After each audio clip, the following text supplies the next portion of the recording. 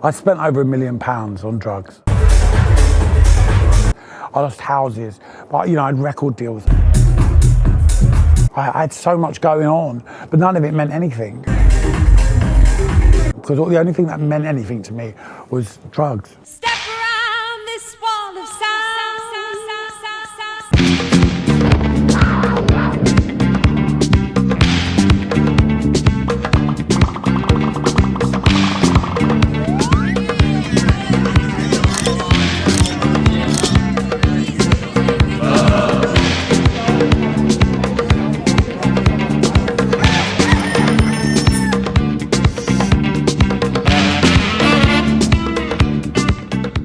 Freddie Mercury gave me my first line of cocaine. I met him at Heaven, and I was 16, and I'd spent all night outside Heaven, scared to go in.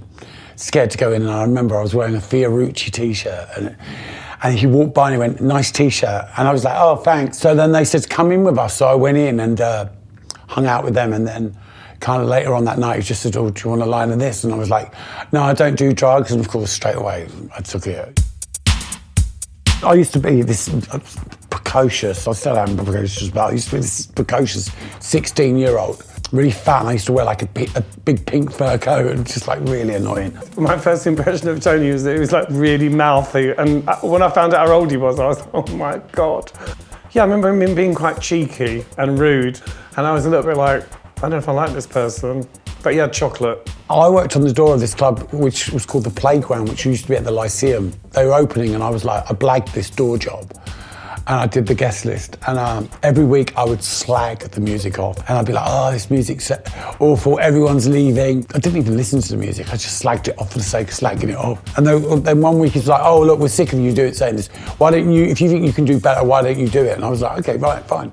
So off I trotted that week with 4 records, and I played both sides of each record about 3 times. I was like Disco Jesus, I could turn 4 records into a 12-hour set. Before you know it, 3 months down the line, I was playing in New York.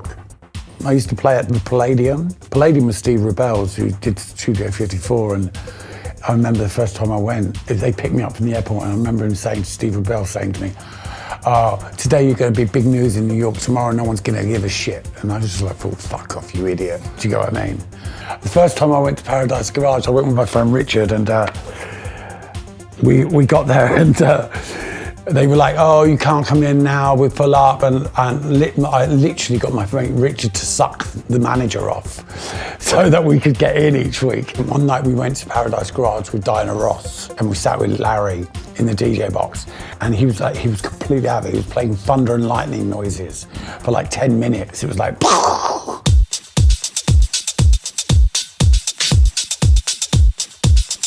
London was a very small place. You didn't have all of these other clubbing areas. What you had was the West End. We didn't have social media. Those clubs were your social media. Have you ever been here, Seb? The Clap Clinic? If you're like me, you get like a little black card that kind of gives you like priority. Kind of like an Nando's card. If you get it 6 times, you get like 3 sets of like penicillin. For about 20 years, it was like, it stood the test of time. I ran it for 12 years. My friend Paul used to be like smoking heroin, and I'd be doing coke behind the curtain, and we'd come out and say, "Now you can't come in." We were like complete cunts to everybody on that door. But like everyone from Norman J right the way through all played here. You know, Carl Cox, everybody played in this club. It was like the Mecca place to play. So this was the first place that I ever got busted. I remember I was in a phone box up here doing coke, and the police came and banged on the window, and they were like, "What are you doing? What you got in your hand?" And I was like, "Nothing, I'm making a phone call." And they were like, "What have you got in your hand?" And I was like, I opened my hand, and he was like, "What's that?" And I was like, blew it, and it went all over the copper, all over his uniform. And they basically nicked me, and they put me in here. And I remember thinking, I'm never doing drugs again. That's it, I promise, I'm never doing drugs again. So this, latter half of the 80s and early 90s, this was like the place to go. And at the age of 18, I got a job of being musical director. They were paying me £3 retainer a week to just put my name on one party. I was there every night. I was in the VIP room. People were just giving me cocaine because they wanted to get into that room. But yeah, so that's the limelight.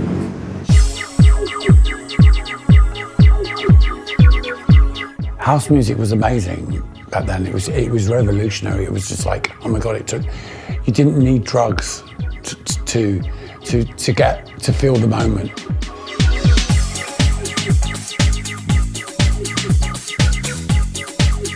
And then when ecstasy came into play, it affected everything. I was hanging out with like ICF, which were like inner city football thugs. And I was like this fucking mental gay, in-your-face queen, like the most, didn't give a fuck about anyone. And I was so challenging, because suddenly they were my best friends. The first house club that opened in London was on a Monday night. And it was at a place called Busby's, which used to be in Charing Cross Road. Now, myself and Colin Favour used to play. He was really serious about what he did. He used to count beats. That's how serious he was. And I used to come and just like put these records on, not giving a shit about mixing, and just literally get away with it. I kind of talked my way into these situations. I kind of made people believe in me. Yeah, it was really easy. So I DJ'd for Prince about 20 times. I did Michael Jackson a couple of times. He was like painted silver. And I was thinking, oh my God, what a wanker. Jay-Z, let's slag him off. I thought, oh my God, he's gonna have a really good time. He knows how to party. He sat in a corner on a table and all it was a load of old prostitutes brought in. So the first time I ever met Kate Moss, she was 13. She used to come down to the club in her school uniform, and I used to give her Long Island's iced teas because she thought that it just sounded like tea. And I used to have to push her into the office and make her sleep under the desk. Madonna's 30th was actually in this club, in the Groucho. And I remember shooting over to Notting Hill Gate and coming back, and I was late. And I came back here, so I couldn't even speak. And I remember her coming up and saying, oh, can you play this and can you play that? And I was just like looking at her dribbling. I must have done a good job because I kind of went and did the world tour after that. I never ever set out to be a DJ. I never ever set out for, I want to be a DJ. Kind of never had anything that I wanted to be, and it's just a natural progression.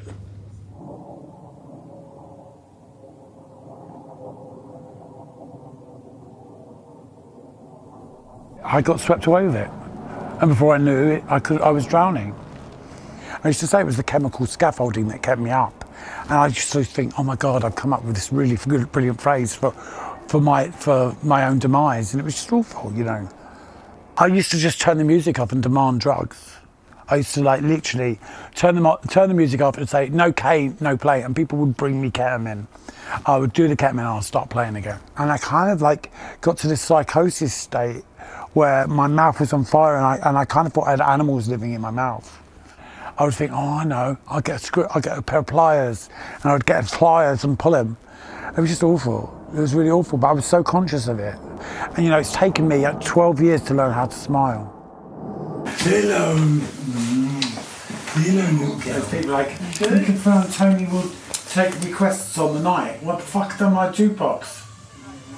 Well, just tell them, they know what I do.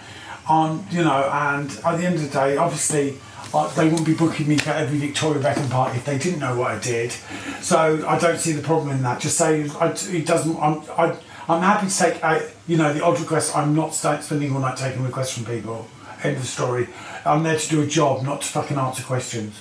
It was like he was a Pied Piper. At the height of it, he was the king of the party. There was nothing wrong, and you couldn't have ever sat down with him and said, babe, you might be going a bit too far, because we were all going a bit too far. And you just thought Tony was made of Teflon, just thought he's unbreakable. And for a long time, it really did seem like he might even be superhuman. Do you know what I mean? The capacity to which he could sort of stay up and party, it left a lot of people just couldn't cope with it. So this is the flat I used to live in on Old Compton Street. I moved in here I think it was about the age of about 20. My friend used to live around this corner here, Angel, and he used to have these parties, and he used to get us to go around, and we'd go around. It was the first place I ever smoked crack. And I remember being there, and I smoked crack in his flat, and I thought, I've got to get more. So I remember coming back here to this flat and literally getting the VCR and the television and selling it. Within an hour, I'd sold it. Which wasn't even my VCR or TV, it belonged to my boyfriend at the time. Just completely, anything I could get my hands on, I sold, just to get crack. As my addiction was on the increase, so was my sex addiction. They were parallel. I would have sex with 8 guys a day, literally 8 guys in and out. It would be like having pizza delivered 8 times a day and still being hungry at 6 o'clock. Things did get messy, you know. I'd be sleeping with other people's boyfriends. I would be shitting on my own doorstep. My partner would have gone out and I would be having sex in the flat. You know, I was a lying, cheating skank. It's exhausting. I had sexual abuse at a young age, at the age of 9, so that kind of sexualized me really young. And to have that kind of trauma, because that was trauma at that young age, it's kind of like, you know, where do you go to? It was the next step was obviously going to be alcohol or drugs, do you know?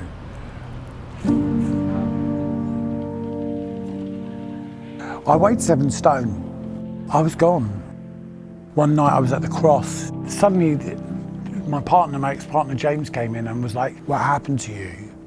And I was like, and it always makes me want to cry because, you know, it was that moment that changed my life because I couldn't answer him and I looked at him and I burst out crying and I was just like, I used drugs for 28 years. I used and abused drugs for 28 years. And towards the end of my using, all I used to think about every day was my own funeral. So I used to think, right, who's coming to my funeral?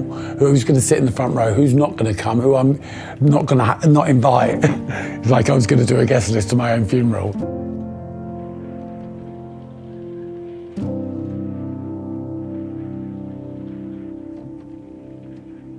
I had a record deal and all of that stuff. I did what most DJs do now. But back then it was a bigger deal and I had like a whole massive deal with Big Life Records. Did you end up making that album? No, I made 3 tracks back then because it got dropped because I become such a loose cannon. Making me think about it now. I never think about that stuff. Folkestone, okay, so you know you need to change up this one.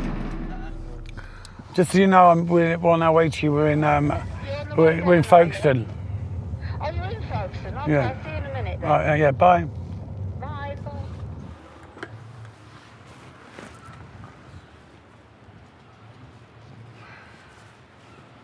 He's not in.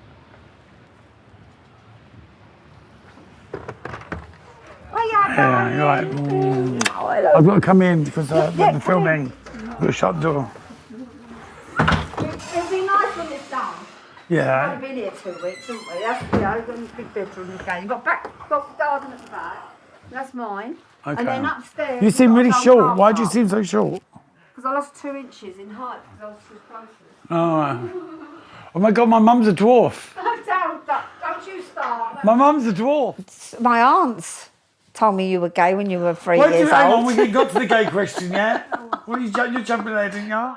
There'd be music always played in the house. As soon as my mum and dad went out, the speakers went out They as put them well. on the flat roof, didn't you? Yeah, and we'd like play music really loud, thinking that we were like in a nightclub or something. It was our house. Do you remember at secondary school? You told the headmaster you didn't need to learn Oh, I didn't need to anymore. learn English. Yeah, I'm going to be famous. Yeah. So I don't need you. Mr. Meehan or something his name was, wasn't Mr. Meehan? Cunt, I think his name was. Oi. Well, at what point did you realise that I had a really bad drug problem? You was in your 20s, wasn't it, when it became a real problem? Because I'd moved out of house at that point. I moved out of Yeah. yours and I'd gone to live in Old Compton Street. Yeah, that's when I realised. Yeah. When Tom was ill. Tom died, Yeah. and then I kind of like, well, it went really off the rails. Tom was my boyfriend, and he died in that big first AIDS crisis. And that's kind of when the partying had stopped partying, and it started to become a chore. problem. You wouldn't want to believe it. No, I didn't want to I believe get it. that. Yeah. Why would anyone want to believe that? When I got to that darkest point and I pulled all my teeth out, and I was, you know, I weighed 7 stone. How did it make you feel? Devastating, because I thought you was going to die, and and I couldn't do anything about it. There was nothing I could do. Yeah, powerless. I'm grateful that you didn't disown me, but why didn't you disown me? Because I couldn't. You're my son. I gave birth to you. I couldn't. You're my child. You're mine. I mean, how do you like look at Tony now? Oh, I'm so proud of him. I'm over the moon. I can't. I'm gonna cry. I'm so proud of him. I'm really proud of the fact that I'm 53. Really proud of it. Yeah, because you always thought. I always say to people, Yeah. I'm 53 and relevant. It's kind of not bad going, really, is it? I like being 53. You've been enjoying life as well, haven't you? You've Of got course I have, everything going for you. Not now. I wouldn't say everything It's going wonderful. Oh, I don't know. Go You're on, not next far off. question. There we go. Cringing. not Tony. Oh, there's Tony. His birthday card. That's Tony. Oh, that's Tony in the dustbin. Oh, there's Tony. What? Thank you. Enough. Thank you very much. Ain't happening. Out. I was I went somewhere on a trip, sort of fully planning to have some fun. That didn't happen, so I came back to England and I sort of accidentally got 3 or 4 days sober. I didn't really even know what that meant at the time, but I remember I was asleep on my couch. He rang, I picked up the phone, and he was talking to me and he said, "What's going on?" I said, "Oh, I've been asleep for 3 days." He goes, "Oh," you've got 3 days clean. And I was like, "What does that mean? What's he talking about? He's really lost it." And then he explained and said, "Do you want to come to an NA meeting?" And I was like, "That's the last thing in the world I would like to do right now." But part of me just thought, actually, you know what, I should go. So I went. And that was the beginning of that's when I got sober that day, 2008, March the 3rd.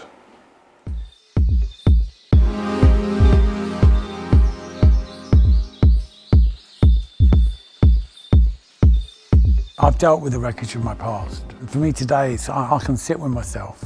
He's focused on creating all the things he should have done. It's just wonderful to see him, on the top of his world, because that's where he should be and that's what he deserves. Life's fucking amazing right now. Yeah, why would I want to fuck that up? Oh, this is the bit, come on.